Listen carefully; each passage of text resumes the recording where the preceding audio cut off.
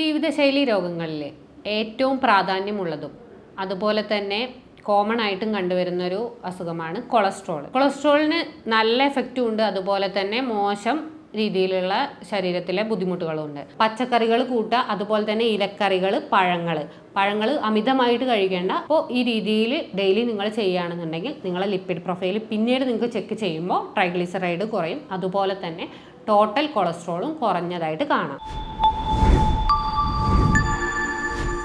ജീവിതശൈലി രോഗങ്ങളിൽ ഏറ്റവും പ്രാധാന്യമുള്ളതും അതുപോലെ തന്നെ കോമൺ ആയിട്ടും കണ്ടുവരുന്നൊരു അസുഖമാണ് കൊളസ്ട്രോൾ. കൊളസ്ട്രോളിന് നല്ല എഫക്റ്റും ഉണ്ട്, അതുപോലെ തന്നെ മോശം രീതിയിലുള്ള ശരീരത്തിലെ ബുദ്ധിമുട്ടുകളുണ്ട്.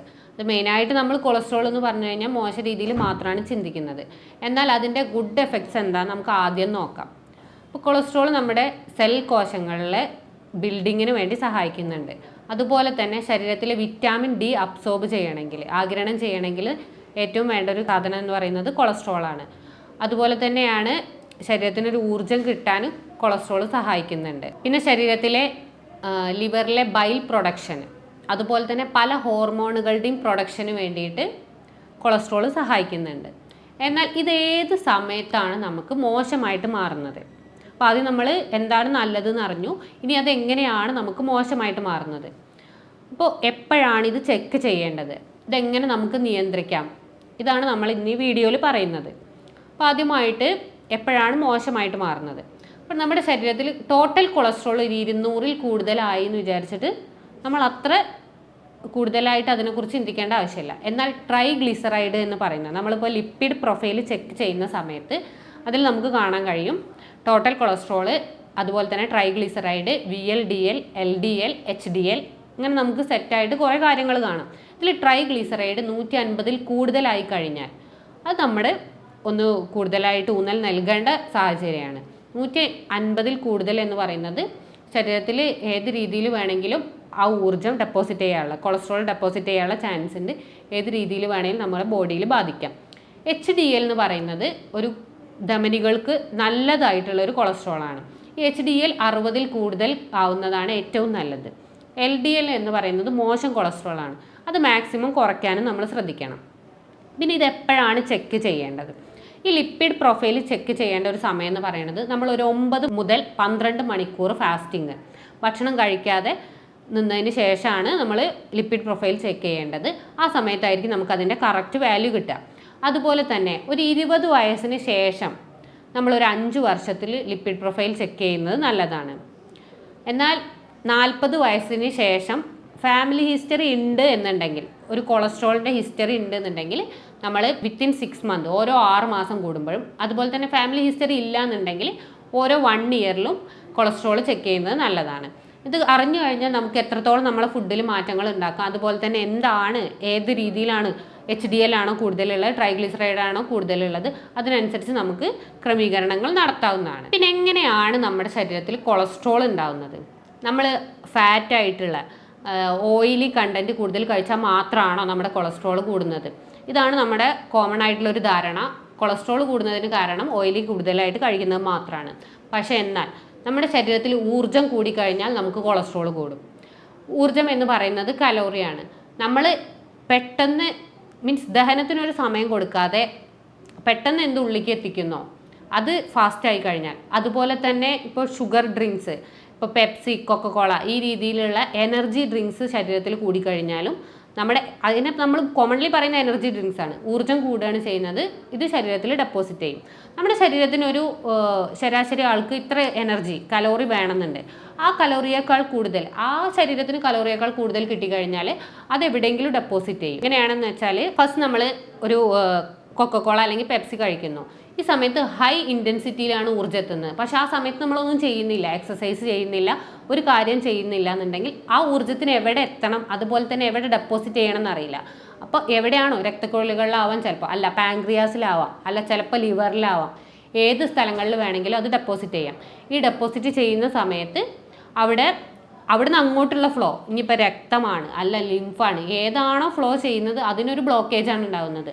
അപ്പോൾ അത് ഓരോ രീതിയിലുള്ള ബുദ്ധിമുട്ടുകൾ ഉണ്ടാകും. അപ്പോൾ രക്തക്കുഴലുകളിലൊക്കെ ഈ ഊർജ്ജം അടിഞ്ഞു കഴിഞ്ഞാൽ സ്ട്രോക്ക് വരാനുള്ള ചാൻസ് കൂടുതലാണ്.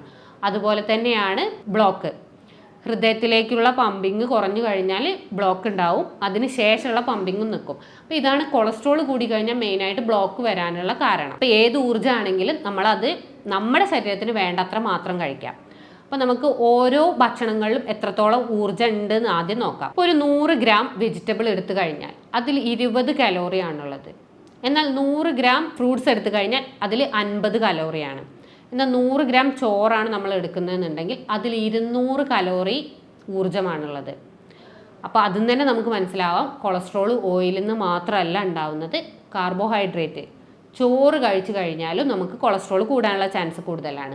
അപ്പോൾ ശരീരത്തിൽ ഈ 200 കലോറി എത്തിക്കഴിഞ്ഞാൽ ശരീരത്തിന് അത് ആവശ്യമില്ല എന്നുണ്ടെങ്കിൽ അത് ഡെപ്പോസിഷനാണ് ചെയ്യുക. അപ്പോൾ അത് കാരണം കൊളസ്ട്രോളിൻ്റെ അളവ് കൂടും. അപ്പോൾ അത് ഫാറ്റായിട്ട് കൂടുതലായിട്ട് ഡെപ്പോസിറ്റ് ചെയ്യുന്നുണ്ടെന്നുണ്ടെങ്കിൽ അത് ഫാറ്റ് ലിവറായിട്ട് മാറും. സ്ട്രോക്ക് ആവാം, ബ്ലോക്ക് ആവാം. ഈ രീതിയിൽ മസ്തിഷ്കാഘാതം വരെ നമുക്ക് ഉണ്ടാവാനുള്ള ചാൻസ് കൂടുതലാണ്. അതുപോലെ തന്നെ ഹാർട്ട് അറ്റാക്കിനും ചാൻസ് കൂടും. ഇത്തരം കോംപ്ലിക്കേഷൻസും അതുപോലെ തന്നെ കാരണങ്ങളുമാണ് കൊളസ്ട്രോളിനുള്ളത്. അപ്പോൾ ഈ കൊളസ്ട്രോൾ ഇനി എങ്ങനെ നമുക്ക് കുറയ്ക്കാം? ആദ്യമായിട്ട് കാർബോഹൈഡ്രേറ്റിൻ്റെ അളവ് കുറയ്ക്കാം. ചോറ് ഭക്ഷണത്തിൽ വളരെ കുറഞ്ഞ രീതിയിൽ മാത്രം, പച്ചക്കറികൾ കൂട്ടുക, അതുപോലെ തന്നെ ഇലക്കറികൾ, പഴങ്ങൾ അമിതമായിട്ട് കഴിക്കേണ്ട, ചെറിയ രീതിയിൽ കഴിച്ചു വിചാരിച്ച് കുഴപ്പമില്ല. പിന്നെ മെയിനായിട്ട് പറയുന്ന ബേക്കറി ഐറ്റംസ് കംപ്ലീറ്റ് ആയിട്ട് ഒഴിവാക്കാം. നമ്മുടെ ഒരു ചെറിയ സ്നാക്സ് എന്ന രീതിയിൽ കുറഞ്ഞ സമയത്ത് കഴിക്കുന്നതായിരിക്കും വലിയ ഊർജ്ജം നമുക്ക് കിട്ടുക. അപ്പോൾ അത് ഒഴിവാക്കാൻ നോക്കുക. അതുപോലെ തന്നെയാണ് മദ്യപിക്കുന്ന സമയത്ത് തന്നെ ആ സഡൻ ആയിട്ടുള്ള നമ്മുടെ മൊത്തം എനർജിയാണ് ഇൻക്രീസ് ആവുന്നത്. ആ ഇൻക്രീസ് ആവുന്ന സമയത്ത് ഇതേ പ്രോസസ്സ് തന്നെ നടക്കും. ആ കൊളസ്ട്രോൾ ഡെപ്പോസിഷൻ ആണ് അവിടെ നടക്കുക. ഊർജ്ജം കൊളസ്ട്രോൾ ആയിട്ട് രക്തക്കുഴലുകളിലും മറ്റു ഭാഗങ്ങളിലും ഡെപ്പോസിറ്റ് ചെയ്യും. പിന്നെ പറയുന്നത് പഞ്ചസാര പാനീയങ്ങൾ. പഞ്ചസാര ചേർത്തിട്ടുള്ള വെളുത്ത വിഷമാണ് പഞ്ചസാര. അപ്പോൾ ഇത് ചേർത്തിട്ടുള്ള എല്ലാ പാനീയങ്ങളും, പെപ്സി ആവാം, കൊക്കക്കോള ആവാം, ചെറിയ ഫ്രൂട്ട്സിൻ്റെയൊക്കെ നമ്മൾ എന്നൊക്കെ പറയുന്ന അങ്ങനത്തെ ഫ്രൂട്ട്സിൻ്റെ ബുദ്ധായിരിക്കാം, എല്ലാ പാനീയങ്ങളും കംപ്ലീറ്റ് ഒഴിവാക്കാൻ നോക്കുക. പിന്നെ ഈ ഫ്രൂട്ട്സ് കഴിക്കുന്നതും ഫ്രൂട്ട്സ് ജ്യൂസ് കഴിക്കുന്നതിലും രണ്ട് രീതിയിലാണ് ശരീരത്തിൽ കിട്ടുന്നത്. ഫ്രൂട്ട്സ് കഴിക്കുന്ന സമയത്ത് നമ്മൾ ചവച്ചരച്ച് ദഹനം നല്ല രീതിയിൽ നടന്നതിന് ശേഷം സാവധാനത്തിലാണ് നമ്മുടെ ശരീരത്തിലേക്ക് ആഗിരണം ചെയ്യുന്നത്. എന്നാൽ ഫ്രൂട്ട്സ് ജ്യൂസ് കഴിക്കുന്ന സമയത്ത്, ജ്യൂസ് എന്ന് പറഞ്ഞാൽ പിന്നീട് നമ്മുടെ ശരീരത്തിന് ഒന്നും ചെയ്യാനില്ല, അത് ഉള്ളിലേക്ക് എത്തുമ്പോൾ സഡൻ ആയിട്ട് നമ്മുടെ എനർജിയാണ് ഇൻക്രീസ് ചെയ്യുന്നത്.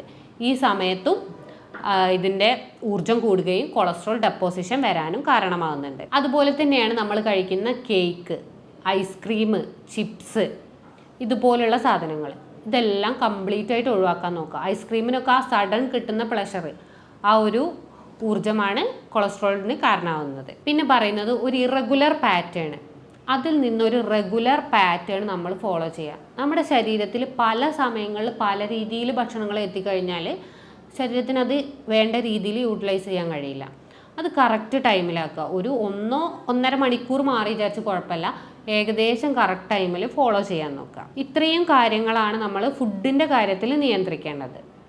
പിന്നെ ഇനി എന്തൊക്കെ ഫുഡാണ് നമ്മൾ കഴിക്കേണ്ടത്, ഇപ്പോൾ ഒഴിവാക്കേണ്ടതാണ് മെയിനായിട്ട് പറഞ്ഞത്. കഴിക്കേണ്ടത് എന്തൊക്കെയാണ്?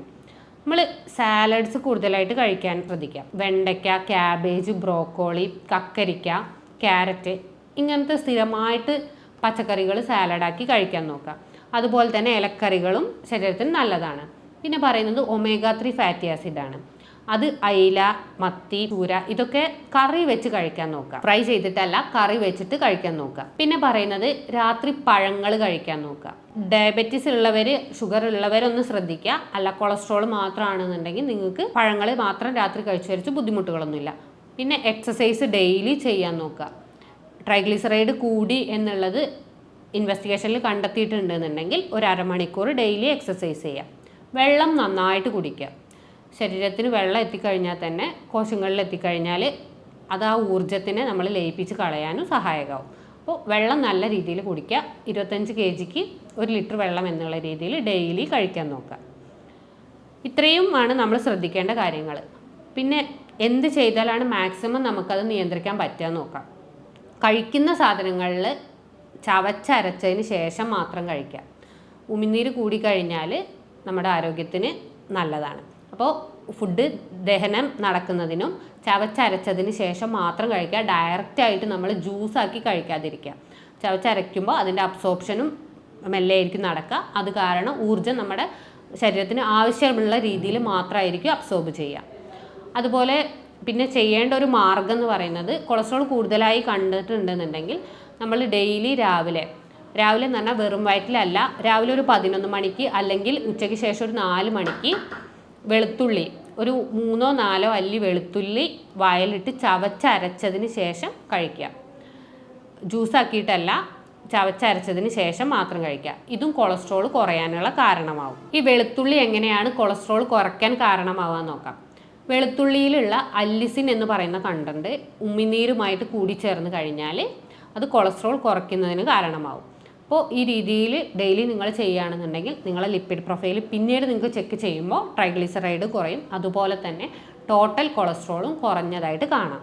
ഇത്രയാണ് നമ്മൾ കൊളസ്ട്രോളിൽ ശ്രദ്ധിക്കേണ്ട കാര്യങ്ങൾ.